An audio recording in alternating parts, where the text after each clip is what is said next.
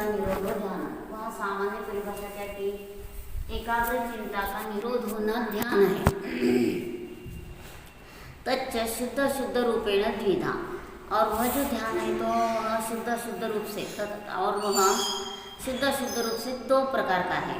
अतः ध्यान संतान कथ्यते यत्र अंतर्मुहूर्तपर्यन्तं ध्यानं, तदनन्तरम् अंतर्मुहूर्तपर्यन्तं तत्वचिंता, पुनः अपि अंतर्मुहूर्तपर्यन्तं ध्यानं, पुनः अपि तत्वचिंता इति प्रमत्त अप्रमत्त गुणस्थानवत् अंतर्मुहूर्ते अंतर्मुहूर्ते गते सति परावर्तनम् अस्ति, सह ध्यान संतानः वर्ण्यते।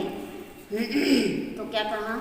अब ध्यान संतान कही जाती है कर्मणि प्रयोग में। कहता हूँ कर्तरी प्रयोग में अहम भाव आता है, लेकिन मेरे द्वारा कहा जाता है तो यह कौन सा प्रयोग हो गया? कर्मणि प्रयोग हो गया। तो न अब ध्यान संतान कही जाती है जहाँ अंतर्मुहूर्त पर्यंत ध्यान है, और फिर क्या है कि उसके बाद अंतर्मुहूर्त पर्यंत तत्वचिंता, पुनः भी अंतर्मुहूर्त पर्यंत ध्यान, पुनः भी तत्वचिंता। इस प्रकार छठे सप्तम गुणस्थान की तरह किसकी बात चल रही है? चतुर्थ पंचम गुणस्थान की बात चल रही है। तो छठे सप्तम गुणस्थान की तरह लोग क्या लगाते हैं? छठे सप्तम गुणस्थान में ऐसा होता है, चतुर्थ पंचम गुणस्थान में ऐसा नहीं होता है, तो यह गलत है। तो छठे सप्तम गुणस्थान की तरह वहाँ कैसा होता है? अंतर्मुहूर्त जाने पर परावर्तन होता है, वह ध्यान संतान कही जाती है। तो चतुर्थ पंचम गुणस्थान वर्ती भी क्षण भर स्वयं को जानता है, फिर विकल्प आता है, फिर स्वयं को जानता है, फिर विकल्प आता है। तो इस प्रकार बार बार वह स्वयं का वेदन कर सकता है, तो उसे कहा ध्यान संतान। तो तत्व चिंता का अर्थ क्या है? बाहर का चिंता ऐसा अर्थ नहीं लिया है। तो तत्व को जानता है, चित्ती ज्ञानी, तो तत्व को जानता है, उसे कहा तत्व चिंता। तो स्वयं को जानता है, फिर विकल्प में तत्व का विचार करता है, फिर स्वयं को जानता है। इस प्रकार ध्यान संतान कही जाती है। और वह चतुर्थ पंचम छठे सप्तम गुणस्थान की तरह ऐसा कहा है, तो इसका अर्थ क्या हो गया कि मुनि जैसे बार बार स्वयं को जानते हैं, वैसे चतुर्थ पंचम गुणस्थान वर्ती भी बार बार स्वयं को जानता है। तो इसके लिए कर्णान योग से भी हम देख सकते हैं कि कर्णान योग में चतुर्थ पंचम गुणस्थान में कम से कम कितनी वासना काल कितना कहा है? अंतर्मुहूर्त। और ज़्यादा वासना काल कितना होता है? तो चतुर्थ गुणस्थान में ज़्यादा वासना काल 6 माह, और पंचम गुणस्थान में 15 दिन, और छठे सप्तम गुणस्थान में छोटा अंतर्मुहूर्त कम से कम, और ज़्यादा से ज़्यादा बड़ा अंतर्मुहूर्त। तो इस प्रकार जो वासना काल कम से कम अंतर्मुहूर्त का है, तो अंतर्मुहूर्त में स्वयं को जानता है, फिर विकल्प में आता है, फिर स्वयं को जानता है। तो इस प्रकार बार बार क्या करता है? स्वयं को जानता है। और इस प्रकार स्वयं को जानता है तो वह क्या हो गया कि वह ध्यान संतान कही जाती है, वर्ण्यते यानी कही जाती है। तो इस प्रकार जो बार बार स्वयं को जानता है, तो यह कौन से गुणस्थान में चल रहा है? तो चतुर्थ पंचम गुणस्थान में भी छठे सप्तम गुणस्थान की तरह होता है। सच धर्म ध्यान संबंधी, यह बहुत बड़ा महत्वपूर्ण वाक्य है। सच धर्म ध्यान संबंधी, और वह धर्म ध्यान के संबंधी है। यानी शुक्ल ध्यान में तो अनुभूति होती है, निरंतर होता है, वह तो ठीक है, लेकिन यहाँ धर्म ध्यान के संबंधी क्या कहा कि धर्म ध्यान के संबंध में यह वासना काल चतुर्थ पंचम गुणस्थान में होता है। तो इस प्रकार वह क्या है कि बार बार स्वयं का वेदन करता है। तो फिर एक बार वह वाक्य देगा, सहज धर्म ध्यान संबंधी, और वह धर्म ध्यान के संबंध में है। शुक्ल ध्यानम पुनः उपशम श्रेणी क्षपक श्रेणी आरोहणे भवति। और शुक्ल ध्यान कैसा होता है? उपशम श्रेणी क्षपक श्रेणी के आरोहण में होता है। कौन? शुक्ल ध्यान उपशम श्रेणी में यानी 8 गुणस्थान 9, 10, 11, और क्षपक श्रेणी को 8, 9, 10 और 12। तो इस प्रकार उपशम श्रेणी और क्षपक श्रेणी की अपेक्षा से उसमें शुक्ल ध्यान होता है। तो शुक्ल ध्यान में तो विशेष दृढ़ता है। और कैसे बताना है कि धर्म ध्यान में अल्प दृढ़ता होती है और शुक्ल ध्यान में विशेष दृढ़ता होती है। तो इस प्रकार शुक्ल ध्यान में विशेष दृढ़ता होती है, तो उस विशेष दृढ़ता में वह कैसा है कि बार बार स्वयं में रहता है, ऐसा धर्म ध्यान में कह सकते, लेकिन शुक्ल ध्यान में ऐसा नहीं कहते। तो इसलिए क्या कहा कि धर्म ध्यान संबंधी ध्यान संतान कही, और वह ध्यान संतान कैसी है कि शुक्ल ध्यान में भी है, और शुक्ल ध्यान उपशम श्रेणी की अपेक्षा से और क्षपक श्रेणी की अपेक्षा से कहा। तत्र च अल्पकालत्वात् परावर्तन रूप ध्यान संतान न घटते, और वहाँ अल्पकाल होने से कहा श्रेणी या शुक्ल ध्यान की अपेक्षा से अल्पकाल होने से वहाँ क्या हो गया, और वहाँ अल्पकाल होने से परावर्तन रूप ध्यान संतान घटित नहीं होता है। तो अल्पकाल होता है, इसलिए परावर्तन यानी शुभ से शुद्ध, शुद्ध से शुभ, इस प्रकार परावर्तन रूप ध्यान शुक्ल ध्यान में नहीं होता है, क्योंकि अंतर्मुहूर्त में बार बार वे कंटिन्यू स्वयं को जानते हैं, तो वहाँ परावर्तन रूप ध्यान नहीं होता है।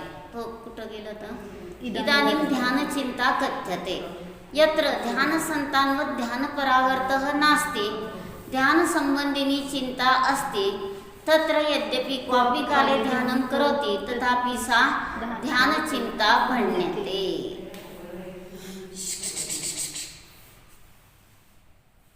इदानीं ध्यान चिंता कथ्यते, अब ध्यान चिंता कही जाती है। कथ्यते कैसा प्रयोग किया, कर्मणि प्रयोग किया। कर्मणि में सहजता है, मेरे द्वारा आज रसोई की गई, कर्मणि प्रयोग। और मैं करती हूँ ऐसा बोलते हैं तो कर्तरी प्रयोग में अहंभाव बढ़ गया, तो कर्तरी प्रयोग का उपयोग नहीं है। तो उसी प्रकार वे स्वयं को जानते हैं आचार्य, और विकल्प की भूमिका में उनका यह कथन किया जाता है। कथ्यते यानी किया जाता है। अब ध्यान चिंता कही जाती है जहाँ ध्यान संतान की तरह ध्यान परावर्तन नहीं होता है, और क्या होता है, यत्र ध्यान संतान व ध्यान परावर्तः नास्ति, जहाँ ध्यान संतान की तरह ध्यान परावर्तन नहीं होता है, और उसमें क्या होता है कि ध्यान संबंधी चिंता अस्ति यानी अभी क्या कहा, चिति ज्ञाने, तो ध्यान के संबंध में ज्ञान होता है, यानी जानन प्रक्रिया होती है, उसे चिंता कहना। चिंता यानी टेंशन, चिंता यानी बाहर लोगों में चिंता होती है, ऐसा नहीं है। तो यहाँ क्या कहा, ध्यान संबंधी चिंता होती है यानी जानन परिणति होती है। तत्र वहाँ यद्यपि क्वापि काले ध्यानं करोति, कभी कभी ध्यान करता है तो भी वह ध्यान चिंता कही जाती है, ध्यान की चिंता कही जाती है। भण्यते यानी कही जाती है। कर्मणि प्रयोग किया, कर्मणि प्रयोग में क्या बताया अभी, सहजता, मेरे द्वारा विकल्प में कहा जाता है, और मैं कहता हूँ ऐसा कर्तरी प्रयोग करते हैं तो अहंभाव बढ़ गया। तो अब क्या हो गया, ध्यान चिंता में सविकल्प है या निर्विकल्प, ध्यान चिंता सविकल्प है या निर्विकल्प। ध्यान चिंता में भी अनुभूति है ना, क्वापि काले ध्यानं करोति, जब वह ध्यान करता है तब उस समय वह निर्विकल्प है, और फिर विकल्प में आता है तो सविकल्प, दोनों घट सकते हैं उसमें। यानी जब स्वयं को विषय करके जानता है तो ध्यान चिंता, और जब विकल्प में आता है तो वह भी ध्यान चिंता सविकल्प कही।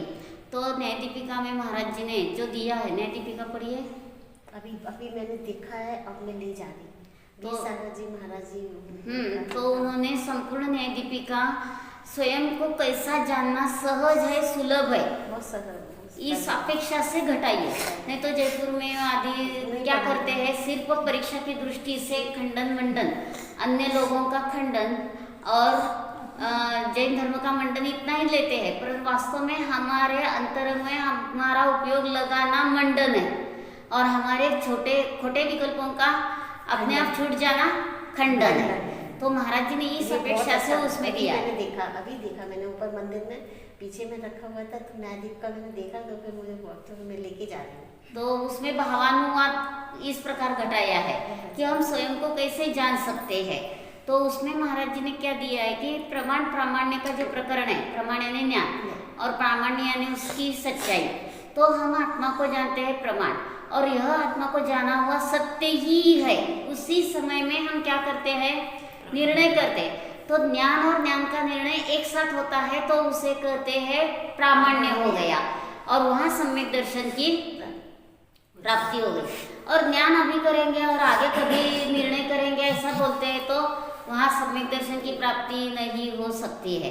तो ज्ञान और ज्ञान का निर्णय एक साथ होता है तो ही सम्यक दर्शन की प्राप्ति होती है, और ज्ञान और ज्ञान का निर्णय एक साथ नहीं होता है तो वह कैसा है, मिथ्या दृष्टि का मिथ्या दृष्टि है। तो इस प्रकार पूरा प्रकरण न्यायदीपिका का महाराज जी ने इस प्रकार लिया है। न्यायदीपिका में ज्ञान का वर्णन किया, परोक्ष ज्ञान और प्रत्यक्ष ज्ञान। तो प्रत्यक्ष ज्ञान अनुभूति के लिए उपयोगी है, प्रत्यक्ष ज्ञान से हम स्वयं को जान सकते हैं, और परोक्ष हो तो वहाँ परोक्ष ज्ञान से अनुभूति नहीं होती है। तो कोई कहते हैं कि प्रदेश दिख गए आत्मा के तो अनुभूति होती है, तो प्रदेशों के ऊपर आत्मानुभव अवलंबित है। तो मोक्ष मार्ग प्रकाश में रहस्यपूर्ण चिट्ठी में उन्होंने ऐसा दिया है, प्रदेश नहीं दिखे इसलिए हम परोक्ष है। तो प्रदेश छद्मस्त को दिखते ही नहीं है। तो इस प्रकार हम स्वयं को जानते हैं तो ही हमें अनुभूति होती है। तो न्यायदीपिका में आचार्य ने क्या दिया है, जो ज्ञान विशद स्पष्ट होता है वह प्रत्यक्ष, और जो अस्पष्ट होता है वह परोक्ष।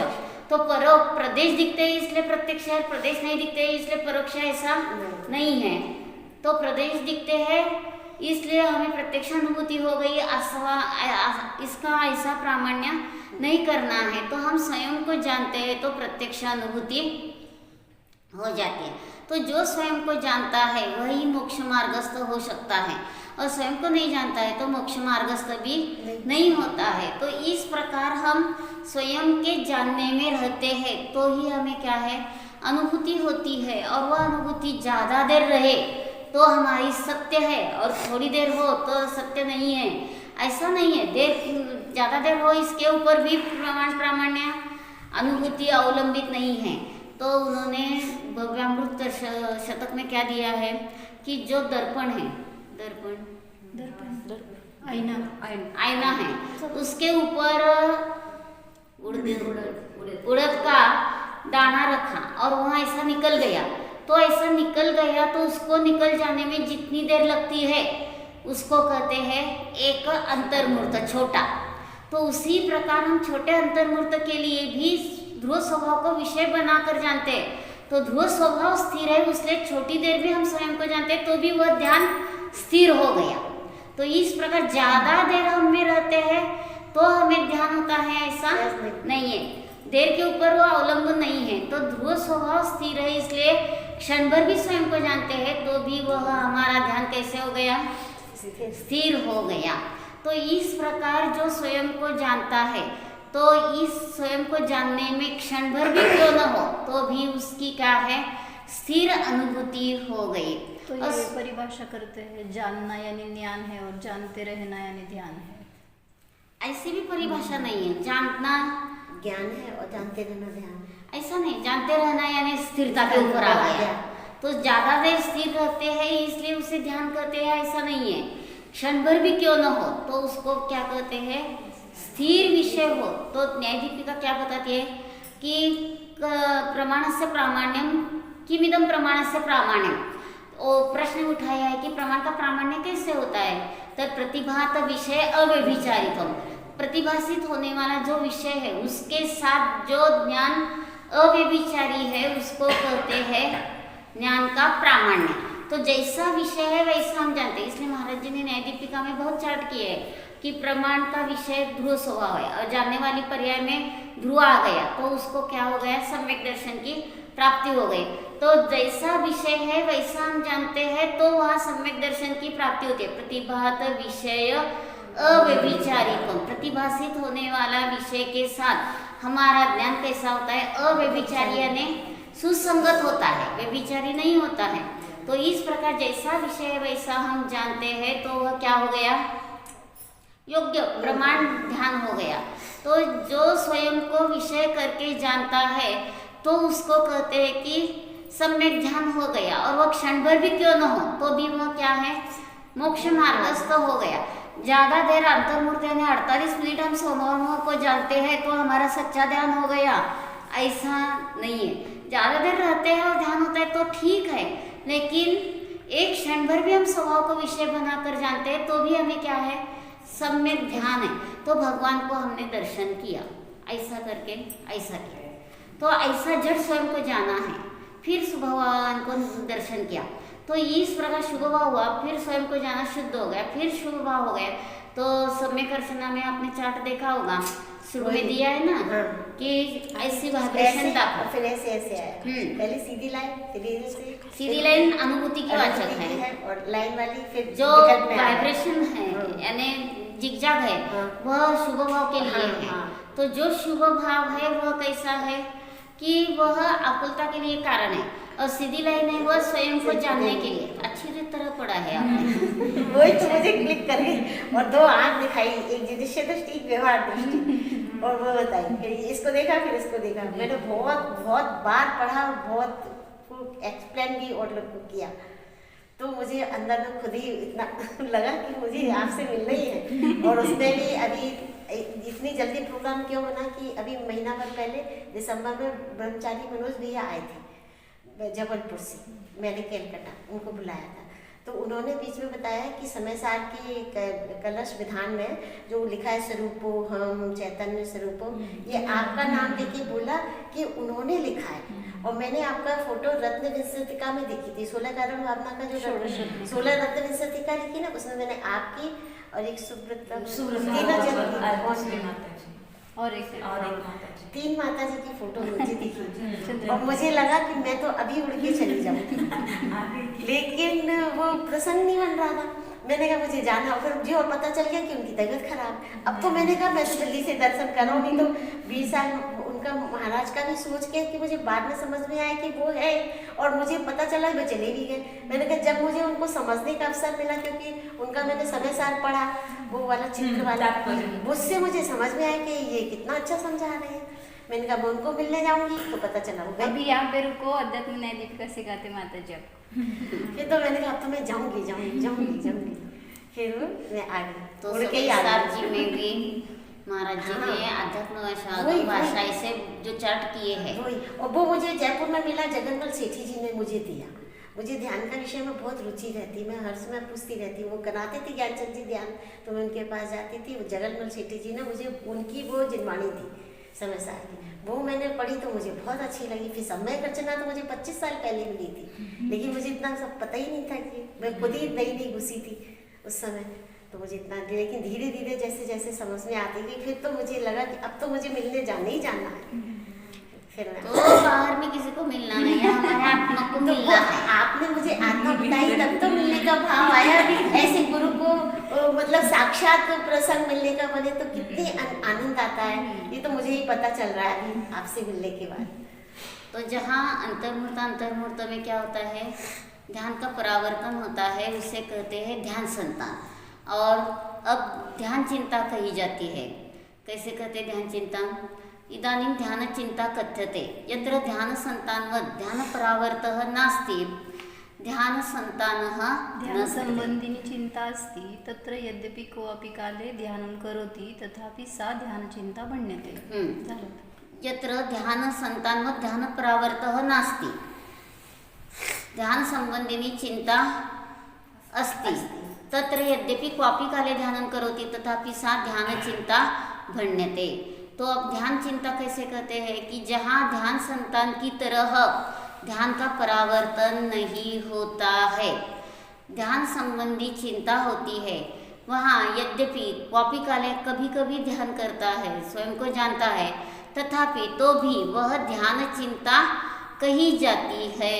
तो ध्यान चिंता में ज़्यादा काल विकल्प का होता है, और जो ध्यान संतान है वहाँ अनुभूति रहता है, फिर विकल्प आता है, बार बार वह स्वयं को जानता है। लेकिन ध्यान चिंता में ज़्यादा देर वह विकल्प में रहता है, फिर अनुभूति लेता है, फिर विकल्प में ज़्यादा देर रहता है, तो यह क्या है?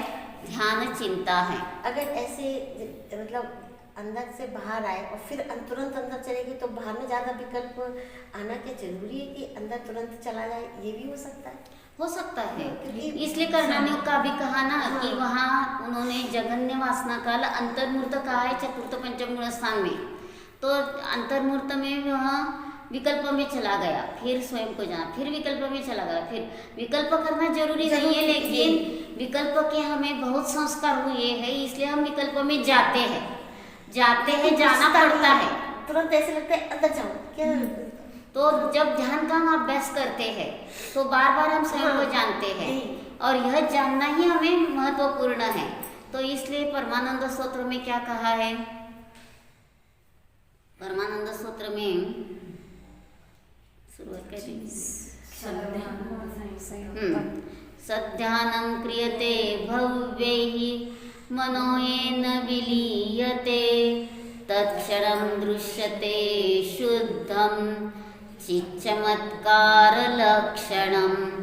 सध्यानं क्रियते, सत का ध्यान, सत यानी कॉन्स्टेंट जो हमारा आत्मा है, सत का ध्यान क्रियते करता है तो कैसा होता है, किया जाता है। तो सध्यानं क्रियते भव्यैः मनो येन विलीयते, उस समय मन खंडित होता है, विलीयते यानी एक देश मन खंडित होता है। तत्क्षणं दृश्यते शुद्धम, उस क्षण में उसे क्या दिखता है, शुद्ध आत्मा दिखता है। तत्क्षणं दृश्यते शुद्धम चित चमत्कार लक्षणम, चैतन्य चमत्कार जिसका लक्षण है, ऐसा हमारा स्वभाव उसी समय में हमें दिख जाता है।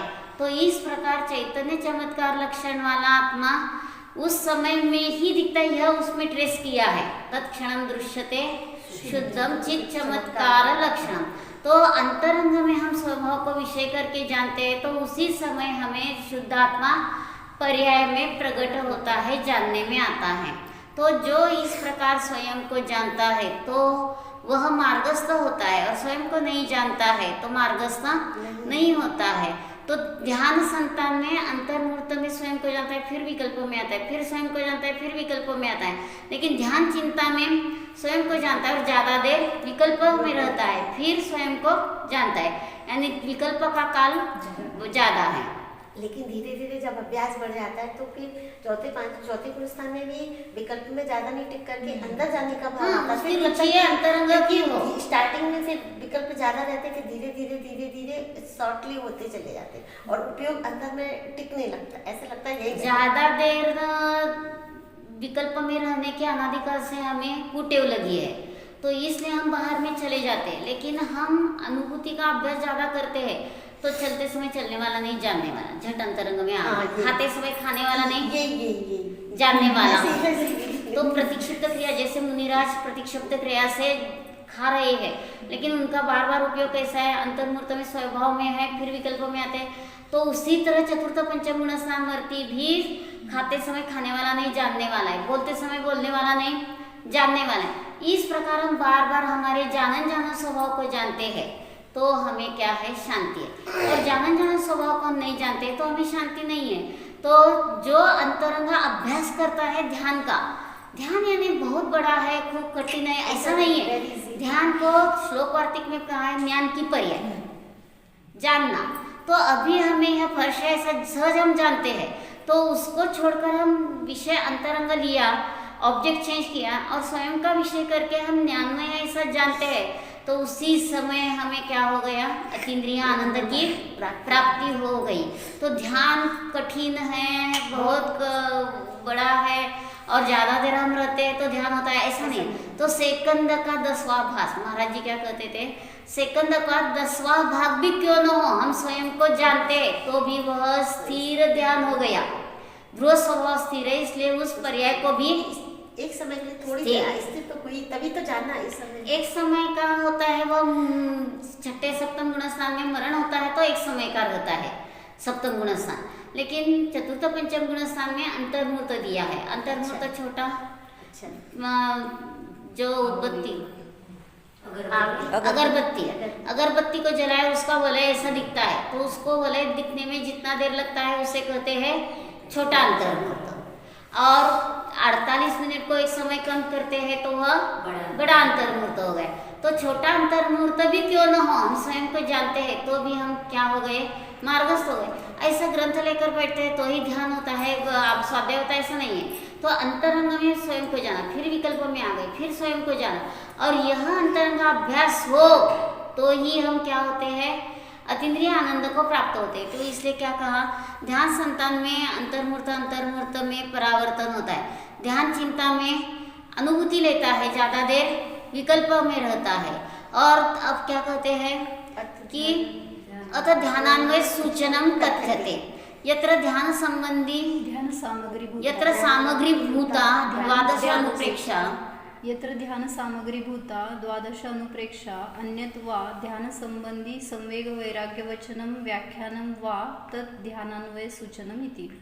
तो क्या बताया, अब ध्यानान्वय सूचन कहा जाता है, कथ्यते कर्मणि प्रयोग मेरे द्वारा कहा जाता है, विकल्प की भूमिका में कहा जाता है। तो वहाँ कर्मणि प्रयोग में क्या है कि अहम भाव नहीं है, और मैं कहता हूँ बोलते हैं तो अहम भाव आ गया। मतलब कथन में भी अपन को ऐसे बोलना चाहिए कि जिससे अहम भाव नहीं आए।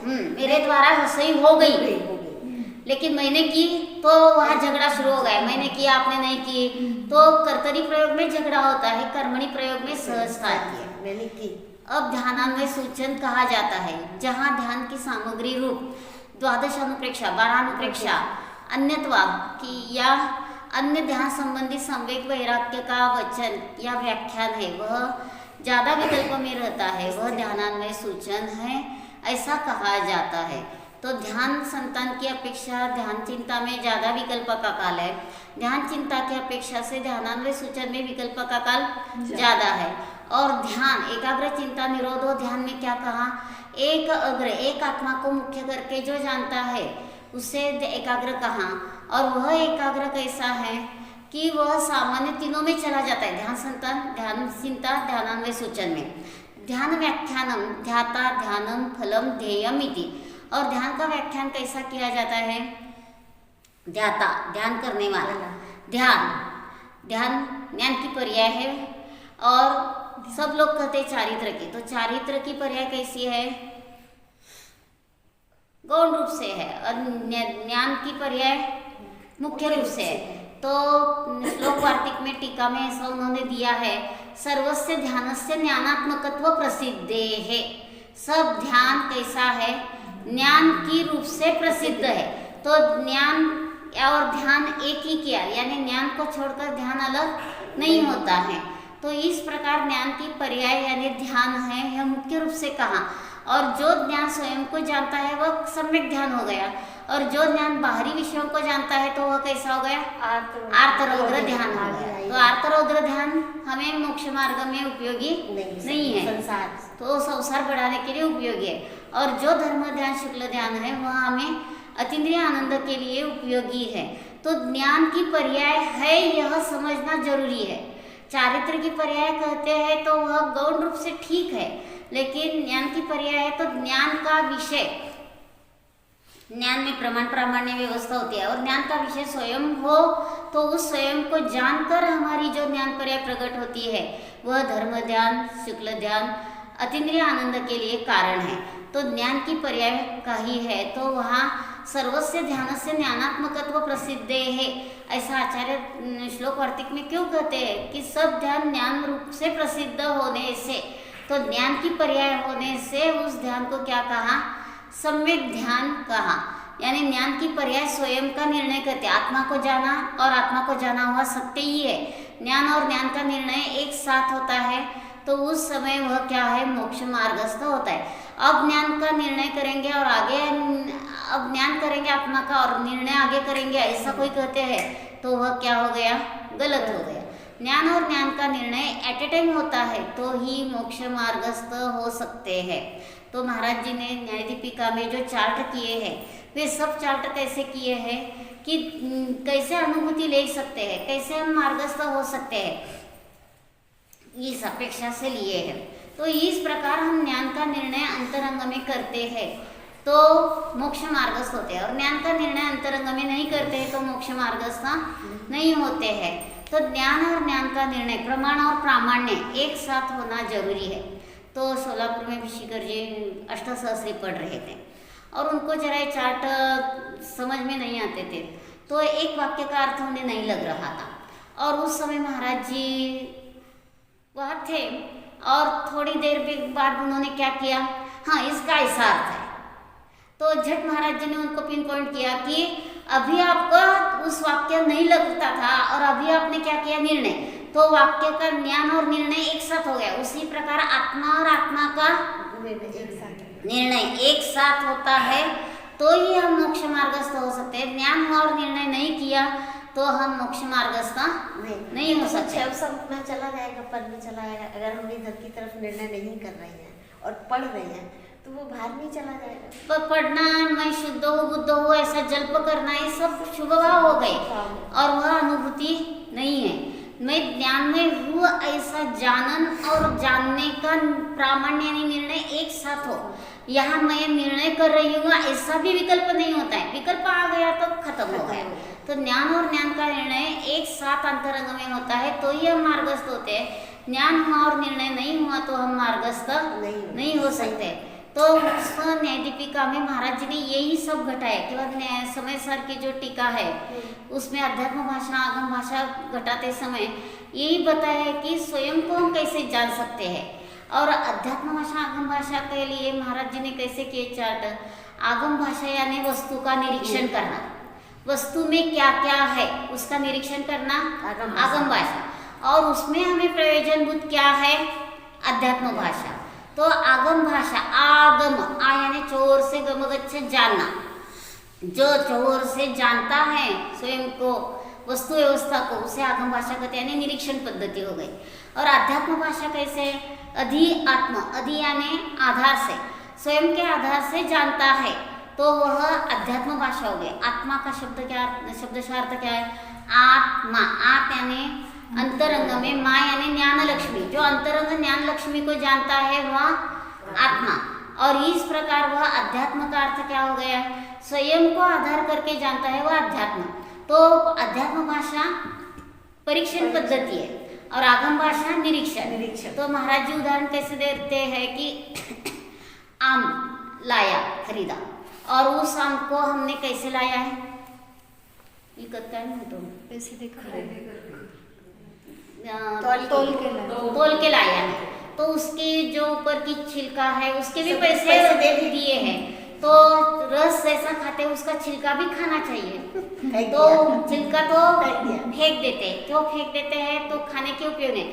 तो आम में रस भाग है निश्चय नहीं और छिलका है व्यवहार नहीं, दोनों जाना आगम भाषा। और उसमें रस भाग ही हमें खाने के योग्य है, छिलका बिल्कुल नहीं, वह अध्यात्म भाषा। उसी प्रकार आत्मा में त्रिकाली अनंत गुणों का पिंड है निश्चय में और पर्याय आदि है वह व्यवहार में, दोनों जाना आगम भाषा निरीक्षण पद्धति हो गई।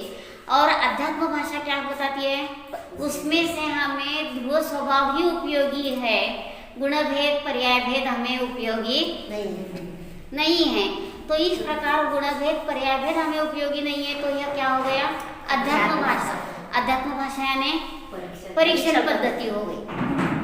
अध्यात्म भाषा परीक्षण और आगम भाषा निरीक्षण। वस्तु में क्या क्या होता है आगम भाषा और उसमें से हमें क्या उपयोगी है अध्यात्म भाषा परीक्षण पद्धति है।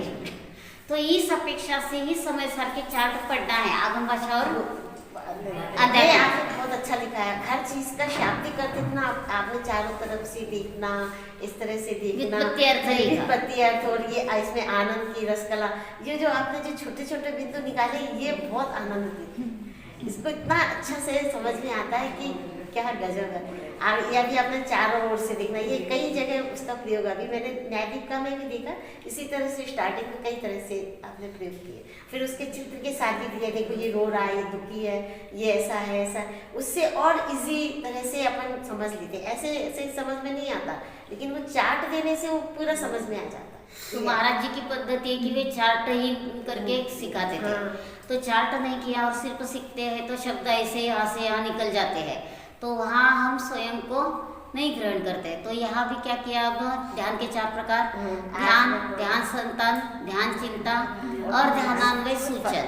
तो ध्यान फल में नहीं लिया इसमें, ध्यान सूचना नहीं ले लिया चारों, ध्यान ध्यान चिंता, ध्यान चिंता, ध्यान संतान, ध्यानान्वय सूचन, ध्यानान्वय सूचन। ध्यान स्वतंत्र लिया क्यों है, तो वह सब में कॉमन है, लेकिन कॉमन होने पर भी वह ध्यान की परिभाषा बताता है इसलिए उसे स्वतंत्र लिया।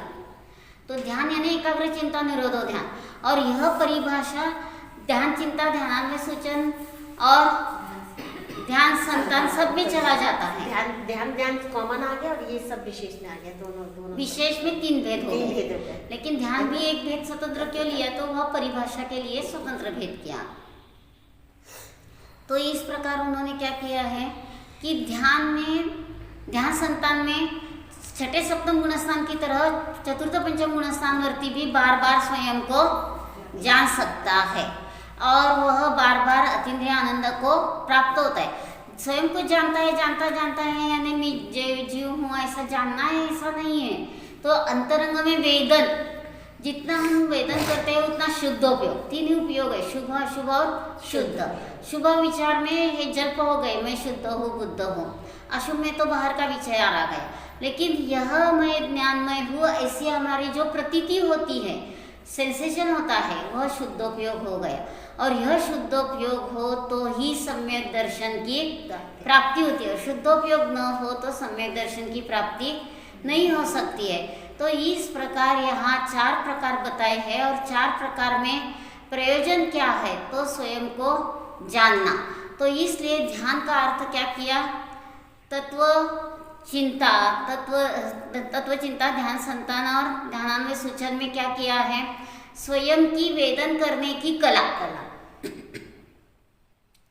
इसलिए श्लोक वार्तिक में संपूर्ण प्रकरण ऐसा उन्होंने लिया है कि सर्वस्य ध्यानस्य ज्ञानात्मकत्व प्रसिद्ध है, सब ध्यान ज्ञान रूप से प्रसिद्ध होने से, प्रसिद्ध है पंचमी, वर्ती पंचमी किया है, तो सब ध्यान ज्ञान रूप से होने से, तो चारित्र की अपेक्षा से सब लोग पढ़ते हैं, लेकिन वह चारित्र की अपेक्षा से ध्यान कहना गौण है, लेकिन मुख्य रूप से ज्ञान की पर्याय क्यों है, तो ज्ञान में प्रमाण प्रामाण्य की व्यवस्था है, ज्ञान का विषय और उसका निर्णय दोनों ज्ञान में व्यवस्था होने से ज्ञान की मुख्यता से ध्यान कहना जरूरी है। तो इस प्रकार बहुत प्रकरण पढ़ा लिया है श्लोक वार्तिक में उन्होंने टीका में, और हमें यह देखना है कि ज्ञान की पर्याय ध्यान होने से हम स्वयं को विषय बनाकर जानते हैं तो ही हम मार्गस्थ हो सकते हैं, और स्वयं को विषय बनाकर नहीं जानते तो मार्गस्थ नहीं होते। तो पूजा की, जल चढ़ाया, चंदन चढ़ाया, लेकिन यह मैं ज्ञानमय हुआ ऐसी प्रतीति नहीं की, तो वह समय पूजा हो गई नहीं हो गई। तो स्वयं को जानते, तो महाराज जी ने पूजा का भी प्रकार कैसा बताया है कि चढ़ाया और बाद में जल जैसा स्वच्छ है वैसा मेरा आत्मा स्वच्छ है, प्रतीति की, तो वह जल चढ़ाना सार्थक है। फिर चंदन जैसा शीतल है वैसा मेरा आत्मा शीतल, ऐसी अंतरंग में प्रतीति हो गई, तो वह चंदन चढ़ाया सार्थक। यही सब में अर्चना में बहुत अच्छा लिखा, इतना गजब लिखा, वही पढ़ के तो मैंने कहा ये कोई अजब ही गजब है। तो चंदन कैसा होता है, 52 गेरू चंदन तपे हुए तेल में भी डाल दिया तो भी वह तेल कैसा होता है, ठंडा हो जाता है। तो चंदन का जो गुण है शीतलता, वह कहाँ भी गए तो भी वह शीतलता नहीं छोड़ता है। वैसे हम एकेंद्रिय से पंचेंद्रिय तक कहाँ भी जाते हैं तो भी हमारा ज्ञान दर्शन स्वभाव हम नहीं छोड़ते। तो इस प्रकार हम ज्ञान दर्शन स्वभाव को जानते हैं तो अभी हमें अतीन्द्रिय आनंद की प्राप्ति होती है। और ज्ञान दर्शन स्वभाव को नहीं जाना और सिर्फ क्या किया, देव पूजा की, गुरुपास्ति की, स्वाध्याय, संयम, तप, दान किया, लेकिन यह मैं जीव हूँ ऐसी प्रतीति नहीं हुई, तो हमारा यह सब करना क्या है, शुभ भावात्मक है, अशुद्ध उपयोग है, उपयोगी नहीं है। तो प्रवचन सार में दिया है शुद्धोपयोग एवं शरणम, शुद्धोपयोग ही शरण है। तो शुद्धोपयोग का अर्थ 2 पद्धति से लिया है। समय सार की 181 नंबर की गाथा में उन्होंने कैसा दिया है, उपयोग शब्द से शुद्ध बुद्ध एक स्वभाव वाच्य लिया है। तो इस प्रकार शुद्धोपयोग यानी शुद्ध ध्रुव स्वभाव ही हमें शरण है ऐसा कहा तो विषय हो गया, और शुद्धोपयोग पर्याय में जो प्रकट हुआ है वह शरण है ऐसा कहते हैं तो वह पर्याय रूप से अर्थ हो गया। तो जो स्वयं को जानता है, स्वयं को विषय बनाकर जानता है, तो वह शुद्धोपयोग शरण है, यह त्रिकाली ध्रुव स्वभाव का विषय हो गया। और पर्याय में प्रकट हुआ शुद्धोपयोग वह शरण है ऐसा कहते हैं तो प्रकट करने योग्य शरण है। तो कितनी गाते, 206 एदमिरदो नित्यं संतुष्टो होदि नित्यमेदं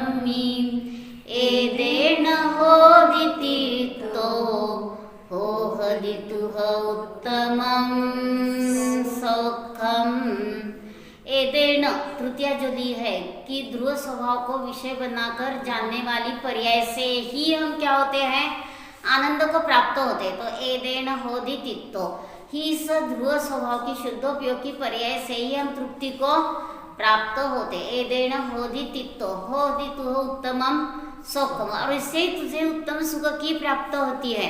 तो पहली लाइन में क्या दिया है, एदम्मी सप्तमी दिया है। सप्तमी का अर्थ दो प्रकार से होता है, विषय सप्तमी और निमित्त सप्तमी। तो एदम्मी रदो नित्यम, तो ध्रुव स्वभाव को विषय बनाकर जानता है वह क्या होता है, उसमें रत होता है, यानी स्वयं को जानता है। एदम्मी रदो नित्यम संतुष्टो होदि नित्यम एदम्मी, और उस ध्रुव स्वभाव को जानकर ही संतोष को हम क्या होते हैं, प्राप्त होते हैं। और एदेन होदि तित्तो, इस ध्रुव स्वभाव यानी जो ध्रुव स्वभाव को विषय बनाकर जानने वाली पर्याय है तृतीया एदेना, तो उस तृतीया के अर्थ से क्या होता है, साधन। तो इस पर्याय से ही हम तृप्ति को प्राप्त होते हैं, उससे ही हमें सच्चे सुख की प्राप्ति हो। सुख यानी इंद्रियजन्य सुख नहीं लिया है, तो अतीन्द्रिय आनंद की प्राप्ति होती है।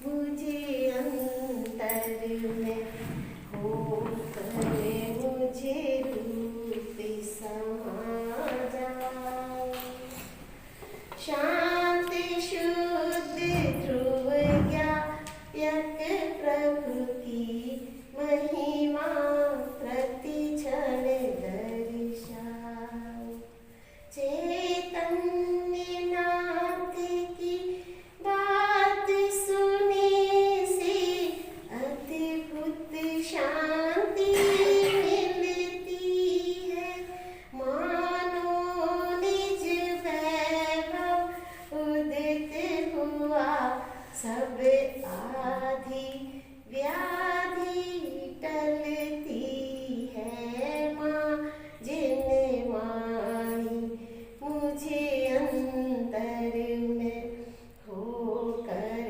मुझे रूपी समा जाओ, हे माँ तेरा उपकार यही प्रभु सम प्रभु रूप दिखाया है, चैतन्य रूप की बोधक माँ मैं सविनय शीश नवाया है। माँ जिन वाणी मुझे अंतर में होकर, मुझे रूप समा जाओ, गायक की महिमा सुनते सुनते बस गायक में जीवन होवे, निज गायक में ही रम जाऊं, सुनने का भाव विलय होवे।